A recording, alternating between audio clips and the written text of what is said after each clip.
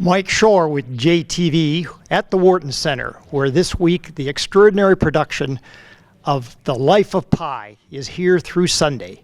And we have the lead character, Taha Mandviwala. This extraordinary story, for those who aren't familiar with it, is Jan Martel, who wrote the book almost 25 years ago. An extraordinary story of survival. 30-second recap: a young teenager on board a ship with his parents and their zoo animals, sinks in the ocean, and he spends 227 days of survival with a tiger, a hyena, an orangutan, and a zebra. And the story of Pi's survival with these animals is one that you can't miss, especially because of the puppetry that is in this program. Can you explain for us just a little bit of what it's like to work with these puppets? Yeah, so working alongside a puppet is very similar to working alongside another actor. The puppet has its own opinions, it has its own needs, its own struggles, and you have to give that same sort of dynamic of listening and receiving.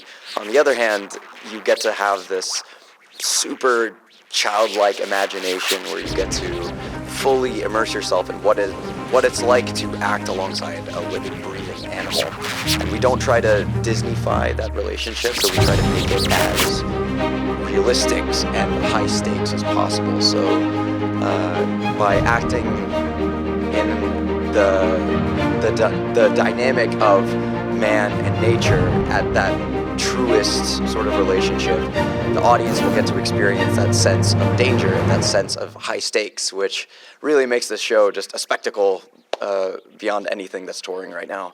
Well, having seen The Lion King and having seen War Horse, other programs where they have these extraordinary puppets, it's amazing how these puppeteers just disappear. They're right there in front of your eyes, but they disappear and bring these animals to life. Yeah, it's really a testament to the physicality of these puppeteers and the craft of puppetry to be able to have the dexterity and the athleticism that you need to be able to create the fluidity and the grace of these animals. And I think when you start to see the animal itself move in accordance with its nature, that's the beauty and the magic of puppeteering, where they start to, as the human beings puppeteering them, fade away into the background and leave this living, breathing creature in front of you.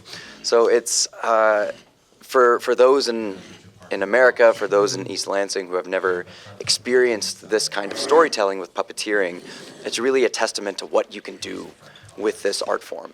And taking it away from just what we might have grown up with, like Sesame Street and stuff like that, what this style of acting in its own right is capable of doing in terms of telling a really powerful and moving story. Well, W.C. Fields said many years ago, never work with kids or animals. Does that extend to puppets?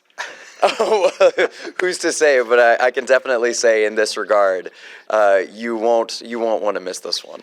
Yeah, he always said that he always hated working with kids and animals because they stole the show. So this is an extraordinary program. You really need to come up and see it. I would suggest for those of you who are not only art fans, but math fans, that you come up here on Friday, March 13th, because 3/14 is National Pi Day.